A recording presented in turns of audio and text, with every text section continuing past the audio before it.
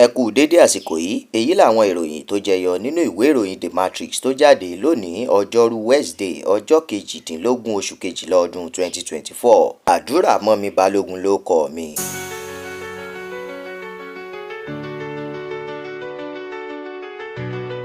Lórí ìgbésẹ̀ rẹ̀ láti kojú ìjà sí ìwà àjẹbánu àti ìwà ìbàjẹ́ mìíràn, àjọ ICPC ti sọ̀rọ̀ tìkanra o. Ó ń wá ọ̀nà láti fi òpin sí fífi ọwọ́ yọ̀bọ̀kẹ́ mú ìgbẹ́jọ́ tó ní í ṣe pẹ̀lú àwọn adájọ́ àtàwọn ẹ̀sùn ìwà ìbàjẹ́ míì tó wà nílé ẹjọ́. Ó ní wọ́n ń da omi tútù sọ́kàn àwọn tó ń jà tako ìwà àjẹbánu ni. Ó kéde rẹ̀ pé àwọn ti rí owó tó tó bílíọ̀nù 52 náírà àti bílíọ̀nù 1 dọ́là ó dín díẹ̀ gbà padà tó fi mọ́ owó kan táwọn kan fi ṣọwọ́ síbòmíì tóun kò dín ní bílíọ̀nù 5.9 náírà. Orílẹ̀-èdè Nàìjíríà ti san lé ní tírílíọ̀nù 2.2 náírà láti fi gba àwọn ènìyàn sílẹ̀ lákàtà àwọn ajínigbé láàrin ọdún kan péré. Àjọ National Bureau of Statistics ló fi léde bẹ́ẹ̀. Ó ní ìṣẹ̀lẹ̀ ìwà ọ̀daràn mílíọ̀nù 51 àti díẹ̀ làwọn ṣàkọsílẹ̀ rẹ̀ jákèjádò orílẹ̀-èdè yìí. Ilé ìfowópamọ́ àgbà lórílẹ̀-èdè yìí ti fòfin de àwọn olówó POS láti má lè fún oníbàárà kan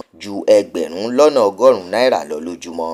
Àwọn gbajúgbajà àtàwọn ìlúmọ̀ọ́ká lórí ayélujára tó bá ń ṣe ìpolówó crypto láìsí ìdánimọ̀ onígbọ̀wọ́ yóò fi ẹ̀wọ̀n jura. Àjọ ètò ààbò àti pàṣípààrọ̀ ìyẹn SEC ló sọ bẹ́ẹ̀.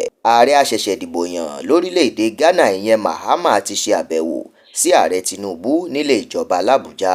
Ọ̀gá àgbà pátápátá fún iléeṣẹ́ ọlọ́pàá lórílẹ̀-èdè yìí ti fi òfin de kí àwọn ọlọ́pàá máa fi ọwọ́ ṣìkún òfin múni lọ́nà tí kò bá òfin mu, yíyẹ ẹ̀rọ ìbánisọ̀rọ̀ ẹni wò àti ìwà yíyọ àwọn ọ̀dọ́ lẹ́nu láwùjọ. Ìròyìn eré ìdárayá: Vinicius Junior àti Aitana Bonmati ti gba àmì ẹ̀yẹ agbábọ́ọ̀lù àjọ FIFA tó dáńtọ́ jùlọ níbi ayẹyẹ ìfàmì ẹ̀yẹ dánilọ́lá eléyìí tó wáyé ní Doha.